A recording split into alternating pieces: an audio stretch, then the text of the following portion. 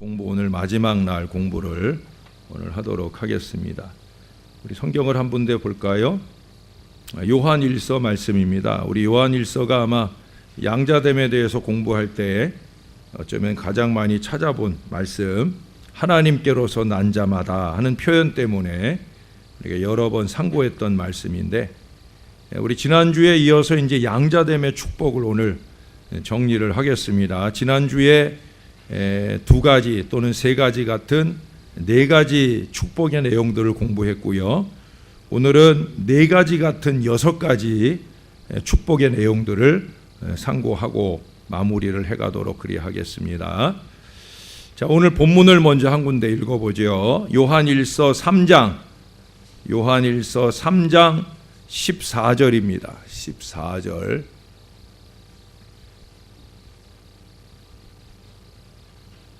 예, 우리 같이 한번 한 목소리로 첫 말씀 한번 읽어보겠습니다. 시작. 우리는 형제를 사랑함으로 사랑에서 옮겨 생명으로 들어간 줄을 알거니와 사랑하지 아니하는 자는 사망에 머물러 있느니라. 아멘. 예, 우리 지난주에 이어서 양자됨, 하나님께로서 난 자가 되는 이 양자됨의 축복, 우리 지난주에 첫 번째에서 네 가지 공부했고요. 오늘 다섯 번째 말하는 축복의 내용은 다름 아니라 이제 하나님의 가족으로서 사랑받음, 이것이 이제 우리에게 주어진 다섯 번째 축복입니다. 뭐 제일 중요한 것은 바로 이제 하나님의 가족이 되었다는 거죠. 여기 보면 우리는 형제를 사랑함으로, 우리가 이제 함께 형제가 되고 자매가 되고 가족이 되었다는 거예요. 가장 좋은 피 예수 그리스도의 보혈을 나눈 가족이 된 줄로 믿습니다. 자, 근데 거기 그 얘기를 해요. 13절에 보면, 그 앞에 13절에 보면, 형제들아 세상이 너희를 미워하여도 이상히 여기지 말라. 세상이 우리를 미워하는 것은 당연하다는 거예요. 예? 세상은 우리를 미워할 수 있다는 거예요. 그거 이상하게 여길 게 아니라는 거예요. 그러나 형제, 가족이 미워하는 건 이상해요, 안 이상해요? 이상한 거죠. 이상한 거예요. 예? 여기 보니까 형제를 사랑함으로 사망에서 옮겨 생명으로 들어간 줄을 알거니와 사랑하지 아니하는 자는 사망에 머물러 있다. 하나님 말씀이에요. 예? 사랑하지 않는 자는 사망에 머물러 있다. 뭐 제가 사랑 없으니까 너는 사망에 머물러 있어라, 제 얘기 아니에요. 하나님 말씀이 하는 얘기가 형제가 서로 사랑하지 않으면 사망에 머물러 있는 거다. 우리는 이제 세상 사람들과 또 비록 우리 육신의 가족이라고 해도 믿지 않는 그런 가족들과, 저도 신방 가면은 그런 얘기들을 많이 들어요. 육신의 형제들, 그 형제들과의 관계 속에서 일어나는 반목과 갈등 이야기를 많이 들어요.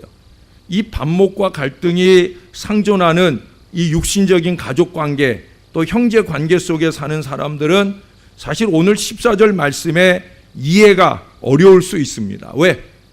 육신의 가족들끼리도 늘 미워하고 갈등하고 또 더 차지하려고 쌈박질하고 그렇게 살고 있으니까, 그런 사고 속에서 오늘 본문의 말씀을 볼 때 참 이해가 안 되는 거죠. 뭐 가족 되는 게 뭘 축복인가? 아유, 가족 지긋지긋해. 예?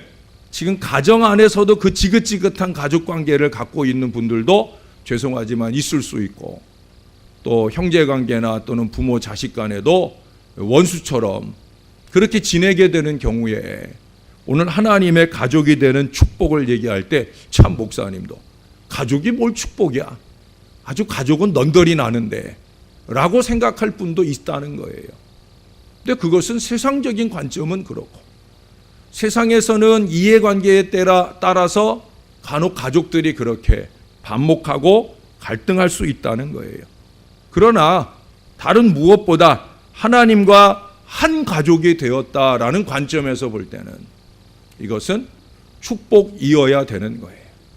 아니, 그 축복을 지켜야 되는 거예요. 그 축복은 어떻게 지키느냐? 사랑을 통해서 지켜진다는 거예요. 사랑하는 사람은 생명이 그 안에 용솟음 친다. 사랑하지 않으면 여전히 사망에 머물러 있는 거다. 나는 예수 믿으니까 하는 거 소용없다는 얘기일 수도 있어요. 우리가 정신이 벌쩍 날 수 있는 말씀입니다. 예? 사랑하지 아니하는 자는 사망에 머물러 있는 것이다. 우리 예수님의 형제 사랑으로 우리가 생명 구원의 길에 들어섰기 때문에 그 사랑을 나누어야 할 관계로 하나님이 우리를 맺어 주셨다라고 하는 거예요. 그러므로 하나님이 적극적으로 말씀하시는 거예요. 사랑하지 아니하면 사망에 머무는 것과 다름없다. 쉽게 얘기하면 형제 아니다. 더 쉽게 얘기하면 하나님께서 선언하시기를 나는 너랑 가족 아니다. 얘는 내 자식이고 너는 내 자식을 사랑하지 않는데 네가 어떻게 내 자식이냐 라고 말씀하신 것과 같다고 볼 수 있다라고 하는 거예요. 가족입니다, 여러분.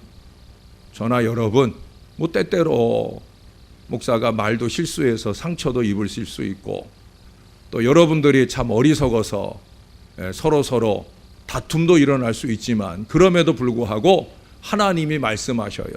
너희는 형제요 자매다. 너희는 나와 한 가족이다. 하나님의 말씀인 줄로 믿습니다.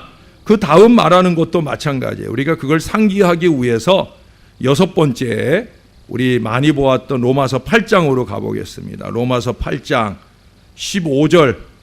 이거 우리가 이제 3번째 양자됨을 공부하는데 3일 내에 본 거예요. 첫째 날도 봤고 둘째 주도 봤고 오늘 3번째 보는데, 오늘도 또 8장 15절 한 번 더 6번째 축복을 얘기하면서 살펴보려 합니다.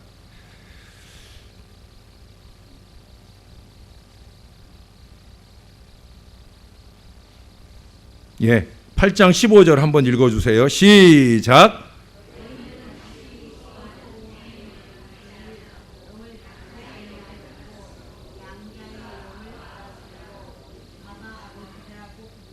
예. 남들이 다 읽을 때 나 혼자 딴소리 하고 있으면 멈춰야 돼요. 예? 들을 귀 있으신 분들은 들으시기 바래요. 예. 아멘 했으니까 믿겠어요. 예, 그래. 여기 보니까 우리 여러 번 봤죠? 우리가 아빠, 아버지라고 부르짖는다. 우리는 하나님을 아버지라고 부를 수 있는 아버지의 자식됨, 이 마음 자세를 우리 하나님께서 우리에게 축복하신 줄로 믿습니다. 이걸 잊지 말고 살라는 거예요. 예? 하나님의 자식으로서의 이 마음 자세, 나는 하나님의 자식이다. 예? 이 자긍심을 가지라는 게, 아버지와 자식의 관계가 맺어져 있는 이 축복. 물론 앞서서 본 축복 속에서도 이 언급들을 했어요. 근데 왜 다시 이 일을 상기하느냐? 이 마음이 근거가 되어질 때 우리가 기도 생활을 하는 거예요. 여러분들의 기도 생활은 바로 이것에 근거하는 거예요. 하나님이 나의 아버지다. 믿습니까? 우리 기도 응답의 보장이 바로 이 관계에 근거하는 거예요. 아버지가 나의 하나님이다. 하나님이 나의 아버지다. 앤드루 머레이는 그런 얘기를 했어요. 기도는 인간이 지니고 있는 경이로운 닮음, 즉 하나님과의 유사함의 일부이다. 우리가 기도한다라고 하는 것은 하나님을 닮은 표시라는 거예요. 하나님을 닮았기 때문에 그 하나님께 기도하면서 하나님과 일체가 되어져 간다는 거예요. 삼위일체.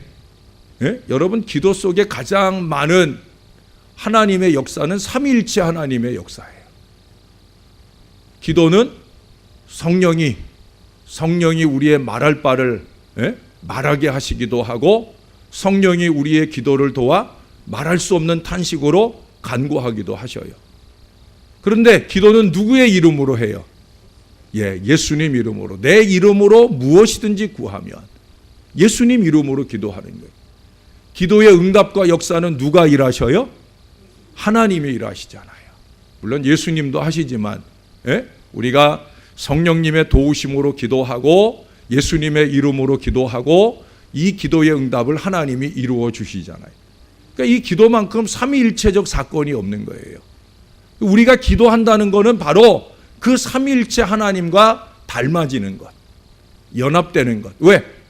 기도를 내가 하는 기도 속에 머물러 있는 이기와 욕심, 정욕으로 쓰려고 잘못 구하는 인생들은 아니지만 적어도 성령의 감동으로 기도하기를 훈련하는 사람은 바로 그 기도할 때부터 이미 성령과 닮아지는 것이고, 그리고 그 기도 속에 역사를 주시는 아버지가 그 기도와 함께 하실 줄로 믿습니다. 결국 기도를 통해 우리는 하나님과 일체가 되는 거예요. 여러분 말씀을 한 군데 찾아보십시다. 마가복음입니다. 마가복음 11장 24절에 예수님의 약속의 말씀이 나와요. 마가복음 11장 24절.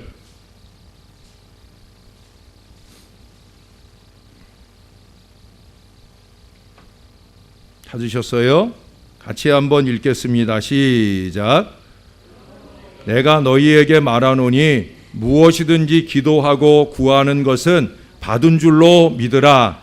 그리하면 너희에게 그대로 되리라. 할렐루야. 얼마나 좋은 말씀이에요. 예수님 하시기를 무엇이든지 기도하고 구하는 것은 받은 줄로 믿으라. 그리고 뭐라고 덧붙였어요? 너희에게 그대로 되리라. 할렐루야. 이 기도에 너희에게 그대로 되리라. 이 근거가 뭐냐? 우리가 무엇이든지 기도하고 구하는 것은 받은 줄로 믿으면 그대로 된다. 이 근거가 뭐냐? 바로 부자 관계예요. 하나님과 우리의 관계가 하나님께 무엇이든지 구하면 우리 가운데 그대로 될 줄로 믿어도 되는 것은 하나님이 우리 아버지니까. 그대로 되리라 하는 역사가 나타나는 것도 하나님이 우리의 아버지니까. 그러므로 우리에게 자식의 마음이 필요한 거예요. 나는 하나님 자식이다. 이 마음 자세를 든든히 유지하고 기도해야 되는 거예요. 이웃집 아들처럼 하나님께 기도하지 말라는 거예요. 하나님께 매달리고 기도할 때 남의 아버지한테 부탁하듯 기도하지 말라는 거예요. 내 아버지, 내 기도를 들으시고 귀 기울이시며 응답하실 능력이 풍성하신 내 아버지, 그 아버지께 구하는 기도가 되시기를 바랍니다. 부자 관계의 근거에서 기도해야 된다라고 하는 거예요. 그래서 기도할 때마다 이 마음으로 기도하는 게 필요해요. 역대하 6장에 보면 솔로몬이 이제 성전을 봉헌해 놓고 그 성전에서 하나님께 첫 번째 기도를, 아주 긴 중보 기도를 드려요. 하나님, 이 성전에서 이 성전을 향하여 이런 상황에서 이렇게 기도할 때 응답해 주시라는 아주 장황한 기도를 드려요. 근데 그 기도를 하기 전에 먼저 그 6장 4절에서 이런 얘기를 합니다. 여호와께서 그의 입으로 내 아버지 다윗에게 말씀하신 것을 이제 그의 손으로 이루셨도다. 하나님이 내 아버지 다윗을 통해서 말씀하신 걸 그대로 이루셨다는 거예요. 근데 그 다윗을 통해 말씀하신 건 결국 다윗이 하나님께 아뢰었던 기도거든요. 다윗이 하나님께 아뢰는 기도에 대하여 하나님이 응답을 주신 그대로 하나님이 이루어 주셔서 이 성전을 건축하게 되었다는 거예요. 할렐루야. 그 말을 다시 그 뒤에서 또 반복을 해요. 말씀대로 이루셨도다 하는 반복을 합니다. 그리고 그 말씀대로 이루셨다 하는 그 말씀의 근거에서 이제 그는 장황한 기도를, 자기 아버지의 하나님이 아니라 자기의 아버지로서의 하나님께 그는 그 기도를 아주 장황하게 합니다. 그런데 우리가 어제 아침에 느헤미야 10장을 보면서 이스라엘 백성들이 이제 성벽을 다 재건하고 나서 이스라엘 백성들이 또 초막절도 지키고 나서 그리고 그들이 다시 모여서 하나님 앞에 낮 4분지일은 말씀을 읽고 낮 4분지일은 기도하면서 그들이 기도문을 채택을 해요. 근데 그 기도문의 내용들을 보니까 바로 그 역대하 6장에 있었던 솔로몬의 기도가 그 이전과 그 이후에 다 응답된 역사를 그대로 보여주더라는 거예요. 여러분, 아버지께 기도하면 다 되는 줄로 믿습니다. 분명한 증명을 우리는 보았어요. 그것이 가능한 이유는 뭐냐? 다름 아니라 바로 믿음이라는 거예요. 믿음. 어떤 믿음? 하나님은 내 아버지시라. 그래, 여기서도 오늘 예수님이 그런 얘기 하잖아요. 무엇이든지 기도하고 구하는 것은 받은 줄로 믿으라. 야, 근데 여기서 대단한 말씀을 한 단어 말하고 있어요. 이게 뭐예요? 무엇이든지. 따라해보세요. 무엇이든지. 무엇이든지. 얼마나 신나는 표현이에요. 무엇이든지. 제한이 없다는 거예요. 제한이 없다. 예? 이 약속이 얼마나 중요한 은혜입니까? 제한이 없다. 기도 제목에 제한이 없다. 다만 중요한 전제가 있어요. 기도 제목에 제한이 없는데 아주 중요한 전제 한 가지가 있단 말이에요. 그건 뭐예요? 그 구절 끝에 말하는 믿으라 하는 거예요. 믿으라. 믿음 없으면 한 가지를 기도해도 안 되는 거예요. 그러나 믿음만 있으면 무엇이든지 기도해도 될 줄로 믿습니다. 믿음이에요. 마태복음 17장 22절에 보면 겨자씨 한 알의 믿음을 얘기해요. 겨자씨 한 알만한 믿음만 있어도 너희가 못할 것이 없으리라. 할렐루야. 얼마나 중요한 선언이셔요. 겨자씨 한 알만.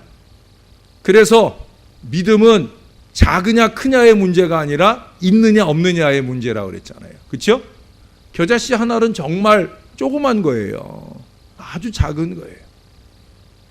그러니까 보일 듯 안 보일 듯 하는 믿음이라도 있기만 하면, 있기만 하면, 있느냐 없느냐의 문제예요. 있기만 하면 어떤 믿음이에요? 하나님은 내 아버지시라. 우리 한번 고백해 보십시다. 하나님은 내 아버지시라. 전능하신 아버지시라. 믿습니까? 여러분 꼭 믿고 기도하셔요. 옆집 아저씨가 아니라 내 아버지가 들으시는 기도다. 그 아버지가 이루어 주시리라. 이 자녀 마음, 자녀 믿음만 가지면 다 되는 거예요. 그 마음 자세가 우리에게 축복이 되는 줄로 믿습니다. 일곱 번째는 우리를 가족으로 모으신다는 거예요. 어디에서? 어디에서 하나님이 우리를 가족으로 최종적으로 모아주실까? 그곳은 바로 천국입니다. 그냥 단순히 우리는 다 천국 간다라는 이 표현을 쓰지 않았어요. 말씀을 한 군데 찾아볼게요. 요한복음입니다. 요한복음 14장입니다. 요한복음 14장 23절 죄송합니다.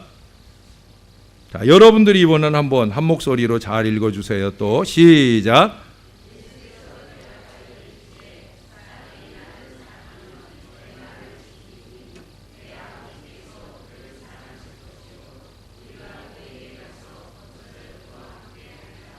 아멘. 우리 김 권사님 삐진 거 아니죠? 또 목소리가 아주 안 나와버리니까 목사가 또 콩당콩당 뛰네.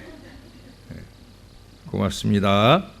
그래, 여기 23절에 보면 사람이 나를 사랑하면 내 말을 지키리니 내 아버지께서 그를 사랑하실 것이요 우리가 그에게 가서 거처를 그와 함께 하리라.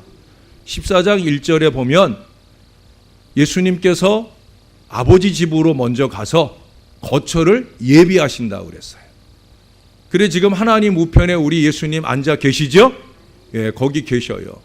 그리고 이제 마지막 때 우리 각자가 먼저 갈 수도 있고 나중 갈 수도 있고 아니면 우리 예수님이 우리 살아있을 때 오시면 우리가 한 번에 다 들려 올려 천국의 그 거처에 갈 거예요. 바로 그 얘기예요. 가서 거처를 그와 함께, 우리 예수님과 함께, 우리 모두가 다 함께 한다는 거예요. 여러분 잊지 말아야 됩니다. 우리는 모두 다 천국에서 다 모입니다. 그래서 천국이 우리의 본향이잖아요. 우리가 돌아갈 집이란 말이에요. 그 천국이 우리가 반드시 가야 할 집이에요. 가족만 가는 집이에요. 예수 믿는 하나님의 가족만 가는 집이에요. 여러분, 우리가 그 집에서 다 같이 모일 거라니까요. 예? 여러분, 우리가 이 땅에서 얼굴 붉히며 살다가 하나님 앞에, 예수님 앞에 우리가 그때 가서 서야 된다니까요. 그때 하나님이 내 얼굴도 보고 나랑 얼굴 붉혔던 그 사람도 쳐다보고 이리 보고 저리 보고 하나님이 어리둥절하게, 예? 그렇게 보시게 되지 않을까 하는 생각 여러분 해보셨어요? 많은 사람들이 이걸 잊고 사는 듯한 모습을 보일 때가 얼마나 많은지 몰라요.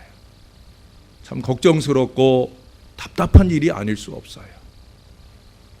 천국은 소망하면서 그 천국에서 아버지 하나님 앞에서 우리가 모이게 될 것이라고 하는 오늘 예수님의 이 말씀을 잊어버리고 사는 사람들이 많이 있다는 거예요. 여러분, 이거는 명절 때 그냥 한번 모이고 흩어지는 그런 의미가 아니잖아요. 그렇죠? 명절 때는 꼴 보기 싫으면 안 가기도 하고, 예? 마음 삐지면 안 가기도 하고, 뭐 그럴 수 있는 거예요. 다음 또 명절이 있으니까 그럴 수도 있겠지만 안 보고 살아도 큰 지장 없으니까. 그러나 천국은 꼭 가야 되잖아요. 꼴 보기 싫은 사람이 있어서 난 천국 안 가고 싶어요. 아마 아무도 없을 거예요. 우리 다 거기 가야 돼요. 거기 가서 우리 아버지 하나님 앞에 함께 살아야 된단 말이죠. 살아야 된단 말이죠. 예? 그런다고 하면 이 땅에서 우리가 이런저런 핑계로 안 만나게 될 이 육신의 관계하고는 다르다는 거예요. 천국은 반드시 가야 하기에 우리는 반드시 아버지 하나님 앞에 모여야 되기에 우리가 그 아버지 앞에 얼굴 들지 못할 일을 하지 말아야 된다는 거예요. 잊지 마셔요. 우리는 주 안에 한 가족이에요. 저는 한 가족이라는 표현을 많이 쓰잖아요. 그렇죠?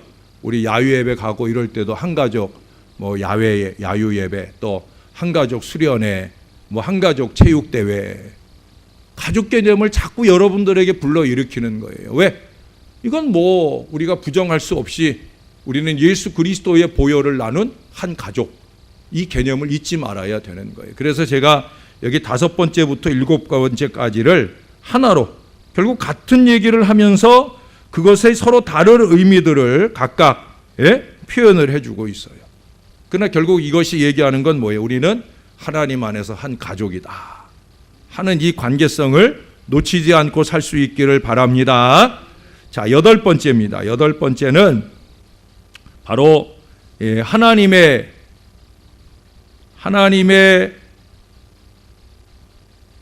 징계, 벌, 하나님의 벌을, 징계를 받아들여야 하는 복을 주셨다. 이거 여러분 참 이해하기 어렵죠? 아이씨, 뭐 징계를 왜 받아? 징계가 뭘 축복이야? 그렇게 생각하실 분들이 있을 거예요. 우리 성경을 한번 보십시다. 히브리서 12장이에요. 아마 여러 번 보신 분들도 있겠는데 히브리서 12장에 보면 여기 이것도 역시 이제 위에서 얘기하는 결국 이 양자됨에 근거하는 거죠. 자식이 되었다라는 의미에서 얘기하는 거예요. 5절부터 12절까지 길게 얘기하는데 자, 여기 5절부터 제가 좀 빨리 읽어드릴게요. 또 아들들에게 권하는 것 같이 너희에게 권면하신 말씀도 잊었도다. 일러스되 내 아들아 주의 징계하심을 경히 여기지 말며 그에게 꾸지람을 받을 때 낙심하지 말라. 주께서 그 사랑하시는 자를 징계하시고 그가 받아들이시는 아들마다 채찍질 하심이라. 자식이니까 야단친다는 거예요. 남의 자식 뭐 야단치겠어요? 괜히 요즘 같은 세상은 남의 자식 잘못 야단치다가 칼부림 당하는 일도 있잖아요. 예? 하나님이 남의 자식 야단치지 아니라 너희가 내 아들이고 내 딸이기 때문에 내가 야단친다는 거예요. 그 다음 얘기 보세요. 너희가 참음은 징계를 받기 위함이라. 하나님이 아들과 같이 너희를 대우하시나니 어찌 아버지가 징계하지 않는 아들이 있겠느냐. 징계는 다 받는 것이거늘 너희에게 없으면 너희는 사생자요 친아들 아니다. 또 우리 육신의 아버지가 우리를 징계하여도 공경하였거든 하물며 모든 영의 아버지께 더욱 복종하며 살려 하지 않겠느냐. 그들은 잠시 자기의 뜻대로 우리를 징계하였거니와 오직 하나님은 우리의 유익을 위하여 그의 거룩하심에 참여하게 하시느니라. 육신의 아버지는 때때로 자기 감정이 복받쳐서, 요즘에 그런 어리석은 부모들이 얼마나 많아요. 자기 편의와 자기의 목적을 위해서 자식들을 학대하고 죽이기까지 하는 이런 파렴치하고 어리석은 부모들이 얼마나 많아요. 그러나 아버지 하나님은 아니시라는 거예요. 거기 9절 10절에서 얘기하는 건 그거예요. 육신의 아버지는 때때로 그렇게 잘못 징계하는 아버지라도 너희가 그 아버지를 공경하면서 어떻게 너희를 위해서 징계하는 나를 그렇게 대할 수 있겠느냐 하는 의미로 말씀하시는 거예요. 결국 아버지가 우리를 징계하시는 목적은 뭐냐? 거룩함, 신령함, 바로 거기에 참여하는 주의 자녀가 되게 하시기 위함이라는 거예요. 그래 저나 여러분은 어떤 모양의 징계든지 그것이 고난의 가면을 쓰고 우리에게 주어지시는 것이라 할지라도 하나님이 주시면 자녀의 성장이나 성숙을 위한 영적인 막대기인 것을 기억하고 그 막대기를 감정적으로 불평하거나 원망할 것이 아니라 그 고난을 기쁘게 받아야 할 줄로 믿습니다. 편한 길을 가기 위해 귀찮아하거나 외면하거나 할 것이 아니라 좀 내게 힘들고 어려워도 그 고난을 주신 이유가 분명히 있을 거다 하는 이 마음을 가지고 징계에 임해야 된다는 거예요. 어떤 분은 그런 얘기를 했어요. 고통의 배후에는 하나님의 섭리가 있다. 할렐루야. 하나님이 고난을 주실 때는 반드시 당신이 계획하시는 바가 있어요. 저는 이 하나님을 믿습니다. 이 하나님의 은혜를 믿습니다. 하나님은 반드시 계획을 가지고 계셔요. 우리가 그 계획을 신뢰하면 그 고난 중에서도 유익된 역사와 결과를 반드시 누릴 수 있다는 거예요. 그런 얘기를 해요. 옛날 루즈벨트 미국 대통령이, 전 미국 대통령이, 이 사람이 눈이 안 좋아요. 그러니까 말하자면 이제 저하고 같은 그 나이대였던 것 같아요. 멀리 보는 것도 잘 안 보이고 가까운 거는 또 노안이 와서 잘 안 보이고. 근데 요즘 같으면 이렇게 제 안경이 이제 윗부분은 멀리 보는데 쓰는 안경이고 아랫부분은 돋보기예요. 그러니까 지금 아래 거도 안경 안 벗고도 아래 거 글씨들이 다 보이고 멀리 있는 건 또 멀리 보이고. 근데 이제 아래 거를 너무 보다가 갑자기 멀리 보면 머리가 막 흐끄무리하고 그럴 때도 있긴 하지만 그래도 지금은 안경 하나 쓰고 있으면 이게 다 되는 거예요. 근데 옛날에는 그게 안 됐잖아요. 그래 이 대통령이 안경집을 2개나 들고 다녔다는 거예요. 이쪽 주머니 하나, 이쪽 주머니에 하나. 예? 그래서 돋보기가 필요할 때는 이쪽 거 꺼내 쓰고 또 멀리 보는 게 필요할 때는 이쪽 거 꺼내 쓰고 번갈아 가면서 그러니까 2개의 안경집을 갖고 다니는 거예요. 그 어느 날 연설을 하는데 연설할 때는 뭐 쓰고 연설하겠어요? 원고를 보려면 돋보기를 껴야 될 거 아니에요. 그렇죠? 그래서 돋보기를 딱 끼고 연설을 하는 중에 어떤 청년이 그를 저격하기 위해서 총을 딱 쏜 거예요. 총이 정확하게 심장을 딱 맞았는데 근데 멀쩡하게 계속해서 연설을 하고 있는 거예요. 사람들이 깜짝 놀랐어요. 분명히 여기 총구멍이 났는데 대통령이 아무렇지도 않게. 왜 그랬겠어요? 자기가 늘 불편하다고 그렇게 이거 국이 2개씩이나 갖고 다니는 거 불편하다고 그러고 불평하던 그 안경집이 자기를 살린 거예요. 할렐루야. 그 안경집에 총알이 맞는 바람에 다행히 생명을 구했다는 거예요. 그 다음부터 이 대통령이 안경집 2개 넣고 다니는 걸 사명처럼 넣고 다니고 즐겁게 넣고 다녔다는 거예요. 고난이 고난처럼 여겨지질 않는 거예요. 왜?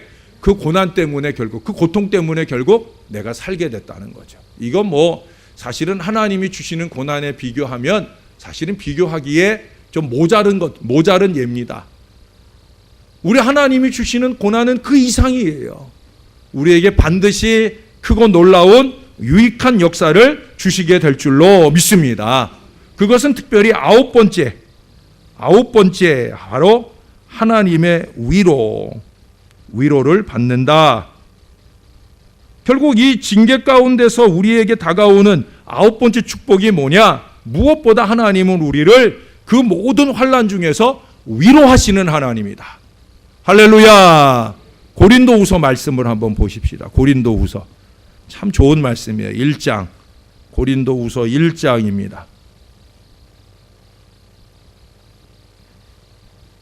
1장 4절입니다.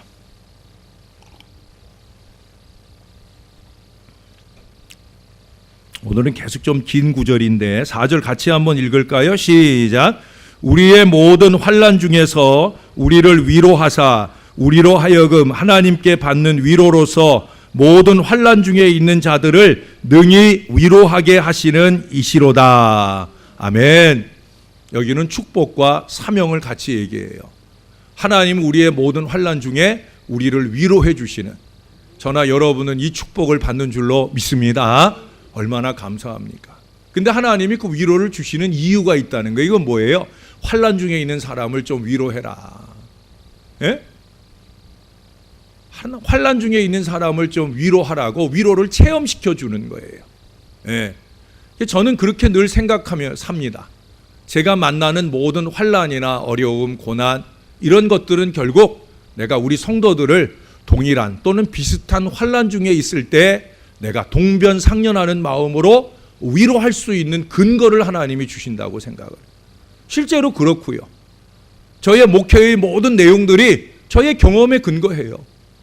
많은 부분 그렇습니다. 하나님은 하나님의 말씀을 저의 목회적 삶 속에 체험시켜 주시고 그것을 근거로 해서 성도들을 위로해요.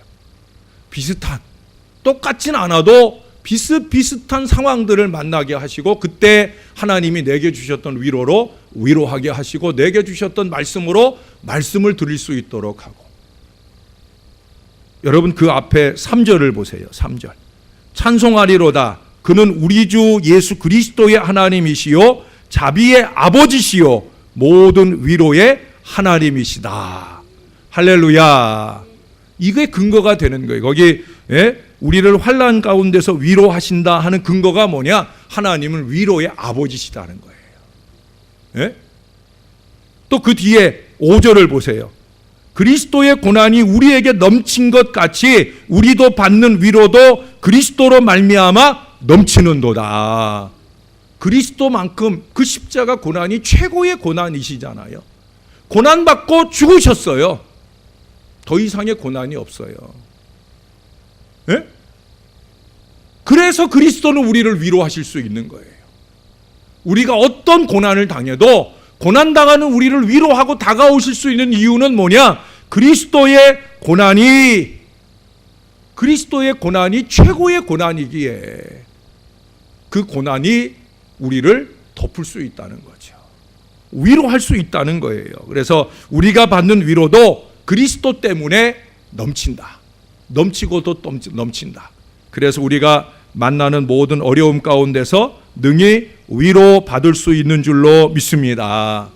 여러분 예수님께 그 값비싼 향유를 부어드린 마리아를 여러분 아시죠? 이 마리아가 예수님의 머리에 그 값비싼 향유를 부어드렸을 때 예수님 제자들이, 예수님과 가장 가깝다고 하는 예수님 제자들이, 그 중에서도 가룟 유다가 대표로 나서가지고 그 여인을 꾸짖잖아요. 300데나리온이나 되는 이 향유를 팔아다가 가난한 사람들에게 나누어 줬으면 좋았을 텐데 너 왜 이런 짓을 했느냐. 이 여인이 얼마나 민망하겠어요. 얼마나 곤란하겠어요. 그때 예수님께서 그녀를 위로하고 나섭니다. 오히려 제자들을 야단치잖아요. 예? 너희가 왜 이 여자를 괴롭게 하느냐? 저가 내게 좋은 일을 했다. 여러분 제자들이 보는, 가룟 유다가 본 300데나리온을 팔아 가난한 자들에게 나눠주는 거. 우리 지난주에도 히브리서 13장 15절 16절을 봤는데 16절의 말씀처럼 선을 행하고 나누어 주는 것. 나쁜 거 아니죠. 좋은 것이고 옳은 것입니다. 그러나 옳은 것도 중요하지만 옳은 것보다 더 중요한 게 있어요. 이게 뭐예요? 하나님의 뜻대로예요. 또 예수님의 영광을 위한 거예요. 지금 예수님의 관점은 뭐예요? 그래, 맞아. 300데나리온 팔아 가난한 자를 나누어 주는 것도 좋다. 그러나 그건 나중에도 할 수 있지만 지금 이 여인은 나의 장래를 위하는 거다. 나의 장래를 예비하면서 나를 위하여 하는 일이다. 여러분 16절보다 먼저 되는 15절, 히브리서 13장 15절이 뭐예요? 예? 하나님께 찬미의 제사를 드리는 입술의 열매, 그게 먼저인 거예요. 하나님께 영광 돌리는 게 더 먼저고 그 다음에 또 다른 옳은 일, 선을 행하고 나눠주는 그 제사도 하나님이 기뻐하시는 제사가 되는 거예요. 먼저 중요한 건 뭐예요? 하나님의 영광이라니까요. 하나님의 뜻이라니까요. 예수님은 지금 그녀의 그 고난받는 상황을 위로하고 그녀를 감싸줍니다. 제자들을 오히려 꾸짖으면서, 예? 잘났다고 옳은 말 하는 그 제자들을 꾸짖으면서 이 여인이 내게 좋은 일을 했다. 좋은 일을 했다. 예수님께 좋은 일, 하나님께 좋은 일이 좋은 일인 줄로 믿습니다. 그렇잖아요. 세상이 좋게 생각하는 좋은 일도 중요하지만 하나님이 생각할 때 좋은 일이 더 중요한 거예요. 여러분, 그 마리아는 그렇게 예수님이 돌아가시기 전에 예수님의 장례를 예비하며 300데나리온을 허비했다고 그러는데, 여러분, 예수님 돌아가시고 난 뒤에 누가 예수님 찾아갔어요? 또 그녀가 찾아갔어요. 향품을 준비해서 아직 해도 뜨기 전에 그 무덤을 찾아가서, 야, 무덤돌은 누가 올려주지? 이 걱정이 있음에도 불구하고 예수님 만나러 향품을 발라드리려고, 진정한 장례를 치르려고 그녀는 찾아갔는데 제자들은 갔어요? 안 갔어요? 안 갔어요. 제자들은 준비했어요? 안 했어요? 안 했어요. 예수님을 위하는 것이 뭔지를 모르는 거죠. 여러분, 중요한 것은 옳은 말, 옳은 일보다 하나님의 영광이 우선인 거예요. 또 그것을 위해서 우리가 고난받을 때 하나님은 반드시 하나님의 위로로 우리를 감싸 안아주실 줄로 믿습니다. 그 마리아의 사건은 우리들에게 그걸 보여주는 거예요.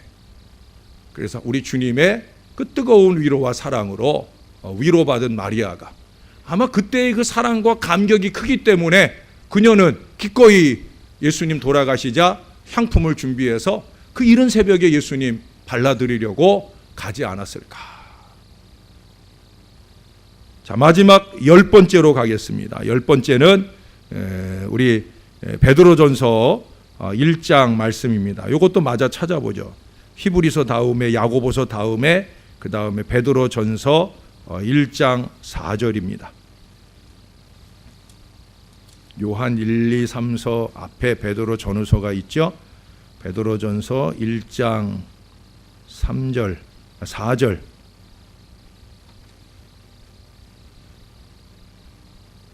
자, 여러분이 한번 읽어주세요. 시작.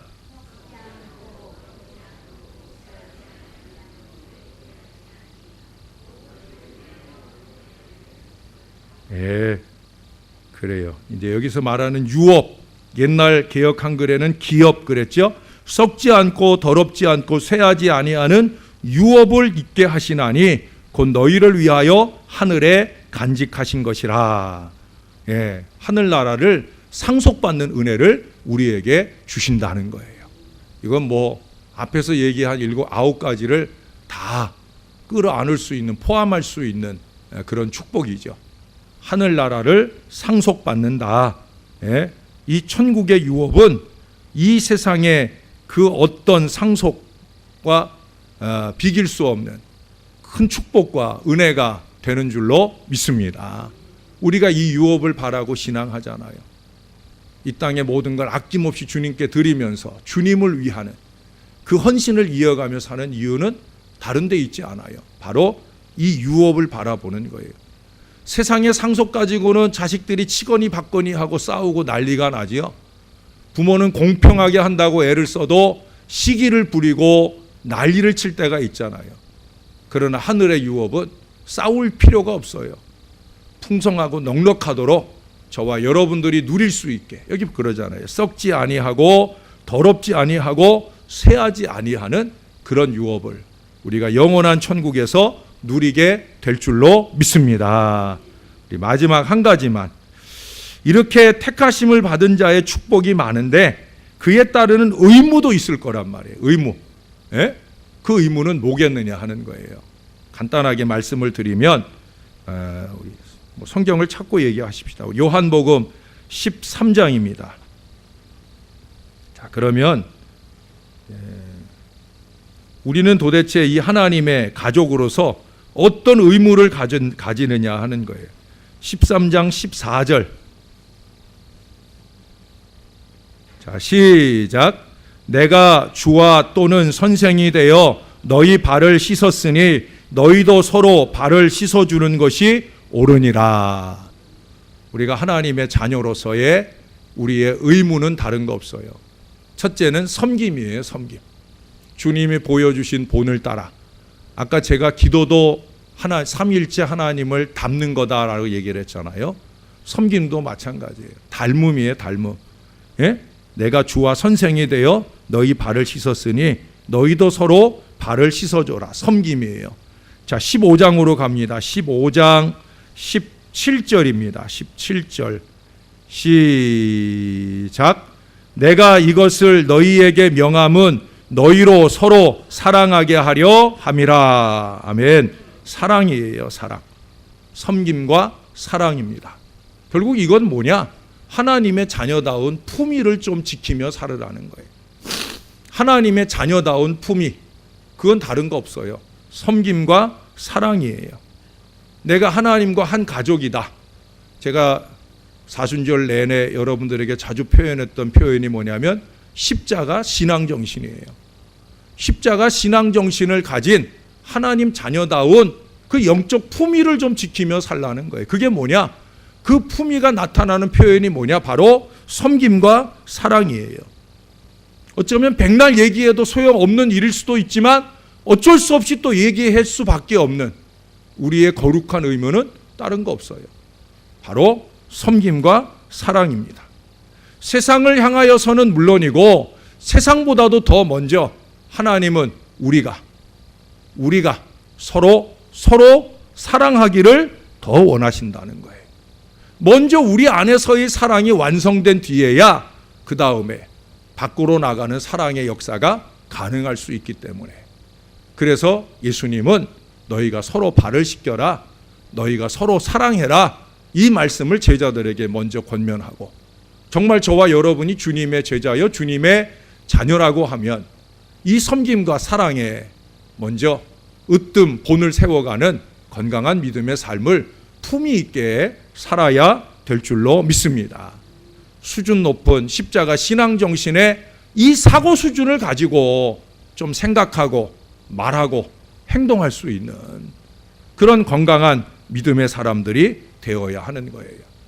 죽게 하듯 그렇게 저와 여러분이 행할 수 있는 믿음의 사람으로 열심히 사라질 수 있게 되어지기를 바랍니다.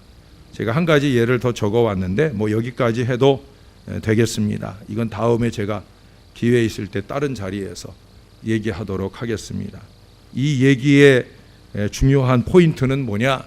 우리가 사랑을 주고받는 곳에서 또 다른 사랑의 역사가 나타난다 하는 거예요. 이 마음들이 저와 여러분에게 넘치고 충만하기를 주님의 이름으로 축원합니다. 우리 위에 보혈 흘려주셔서 그 보혈로 말미암아 우리 하나님과 화평을 이루게 하시고 구원의 큰 은혜 안에 들어올 수 있게 해주시니 감사합니다. 이제 우리가 하나님의 자녀가 되었습니다. 자녀면 자녀답게 하나님 사라지게 하여 주옵소서. 섬기고 사랑하는 일에 더 앞장서게 하여 주옵소서. 천국을 유업으로 얻을 자로서 영원한 천국에 이르렀을 때 하나님 배울 낯이 없는 어리석은 인생으로 살지 말게 하시고 십자가 신앙 정신을 가지고 하나님 보시기에 좋은 모습으로 아름답게 살아내는 하나님 자녀들 되게 하여 주시옵소서. 오늘 김명자 권사님 청소년부 비전 트립을 위해 헌울림을 울리며 또 엉깁철 집사님 감사 예물 올려드립니다. 기쁨으로 연락하여 주옵소서. 올 여름도 이처럼 물질로 후원하고 헌신하는 손길들을 통해 우리 자라나는 젊은이들의 미래가 비전의 미래로 열리는 여름이 되게 하여 주옵소서. 선교적 마인드가 그 마음에 새겨져 평생을 가는 좋은 기회로 삼을 수 있도록 은혜를 베풀어 주옵소서. 예물 드린 모든 손길들을 축복하시고 더욱더 물질의 큰 은혜도 넘쳐나게 하시며 주님의 손 안에서 쓰임받는 복된 손길들 되게 하여 주시옵소서. 감사합니다. 예수님 이름으로 기도합니다. 아멘.